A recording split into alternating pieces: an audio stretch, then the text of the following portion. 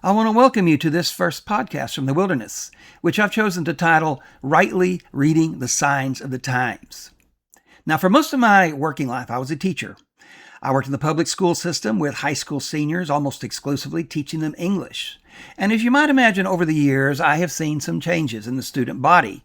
And it wasn't uncommon for me and my colleagues in the various English departments in which I worked to, from time to time, comment to one another about something we were seeing in our students, signs of the times.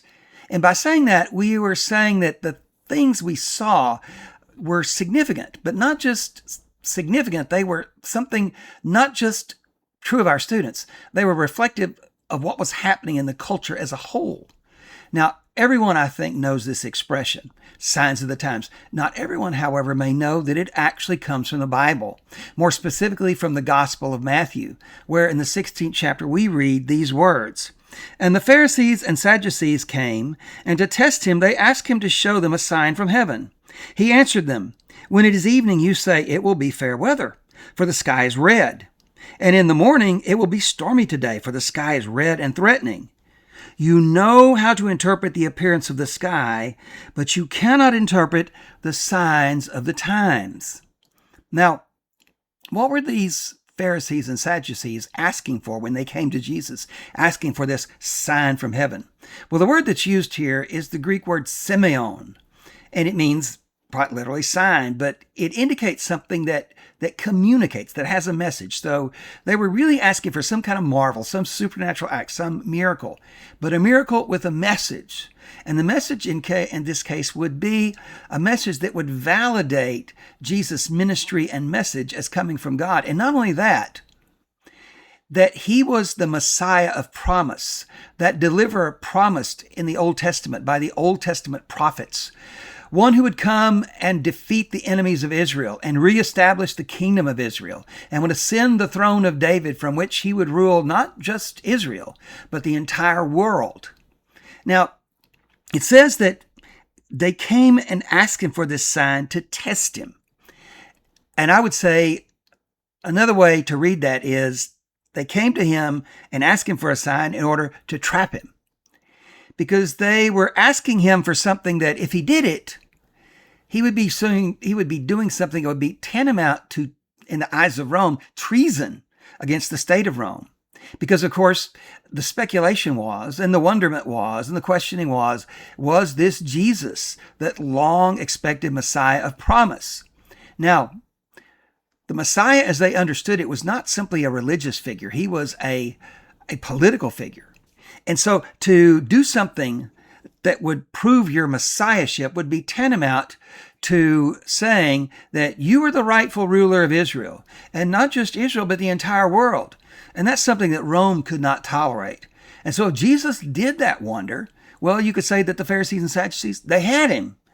They could turn him over to the authorities, the Roman authorities, for treason, and they could see him executed in the manner that most individuals convicted of treason were executed by the Romans in those days, by crucifixion. And of course, this is exactly what the Pharisees and the Sadducees ultimately did.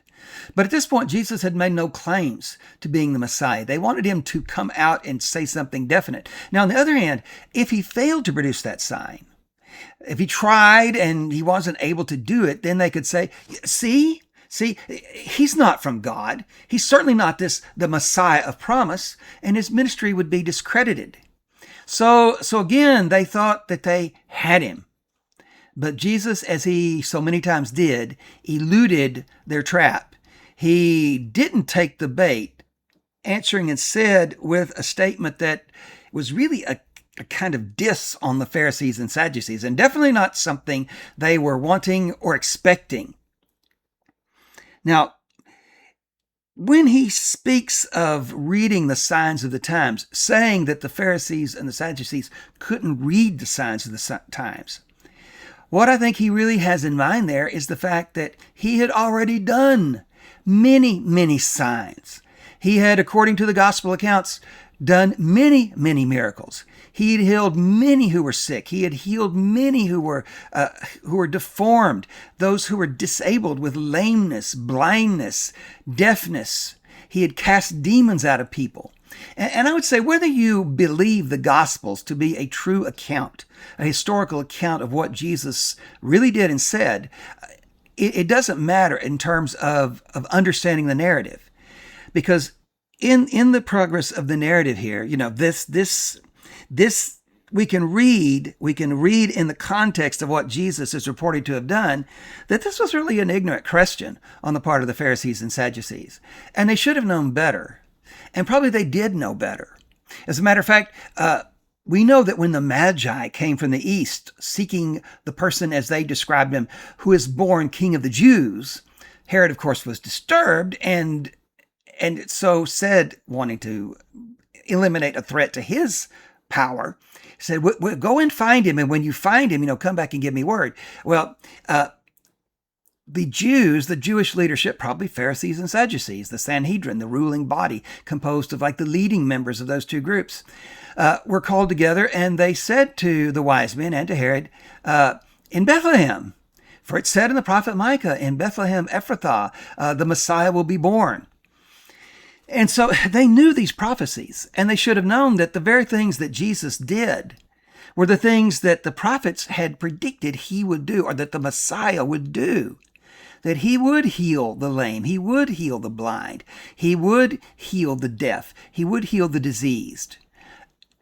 And what's significant about that is that up until this point, the world knew nothing of a cure for any disease. The only thing that the medicine of that time and on up even into the 19th century, for most of the 19th century, the only thing that medicine could do, if it could really do it in any way that was helpful, was to treat the symptoms. It was what they offered was not a cure, it was rather a palliative measure. And so for Jesus to cure these diseases, these were remarkable things, which John actually in his gospel, he doesn't use the word that Matthew, Mark, and Luke use for these miracles of Jesus, which is the word dunamis, which means a work of power. He uses the very same word that's used here in this passage, sign. And so in one place he says, the people actually say, after Jesus had healed many people, will the Messiah, when he comes, do more signs than this man has done? And so the very fact that the Pharisees and Sadducees couldn't see this or wouldn't see this was an indication of their failure.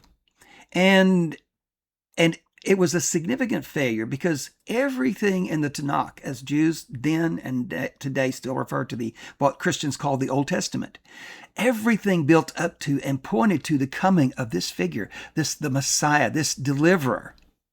And so when Jesus steps onto the stage of history, with doing these signs that point to his being that person, it indicated something very significant, in fact, titanic.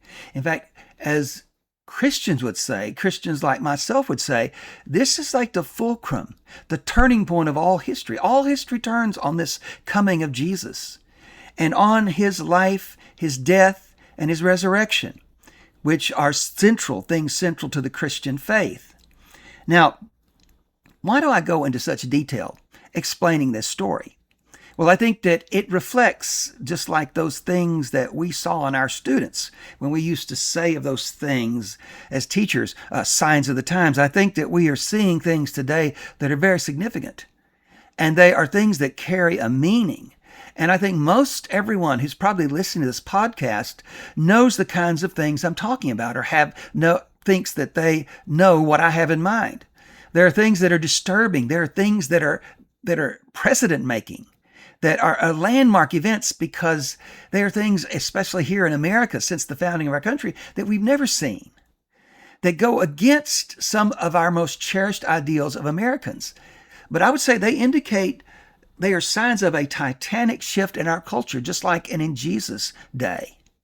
And what's interesting to me as I've looked at what's happening in our world and gone back to the Gospels, I can't help drawing parallels between the things that are happening now and the things that were happening in Jesus' time, between the religious and political and entertainment establishment of our time and this academic, political, religious establishment of the Pharisees and Sadducees in their time. But I think that like the Pharisees and Sadducees, and this is not a criticism, I think that so many of us fail to read the signs of the times. And I would say that that's because, as one person put it, one of the problems with us as Americans is that we don't see things as a whole. We see things in bits and pieces. So we see specific things that trouble us. We see specific things that we're disturbed by and specific things that we would say, these things are wrong. But we don't step back and we don't have that grasp of really them as a whole. And really as to what lies behind that whole. Because there is a lot of things that lie behind that. And I would say this. The things that are happening now are things that have taken most people by surprise, but thinking people should have seen them coming. Like the Pharisees and Sadducees, we should have been able to read the signs of the times.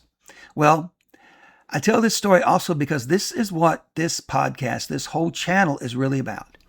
It's about looking at the things happening today, looking at the present through the lens of the past, looking at sources like those that we have in history, sources like the Bible itself, which I've read from today, sources like philosophy and even literature. Now, this is the end of this particular podcast because I want to keep these brief and to the point. But I do hope to be making videos, at least one every week, but hopefully more. And what I would ask is, if you found this to be of value, you think that this is of worth, I would ask you to give it a thumbs up.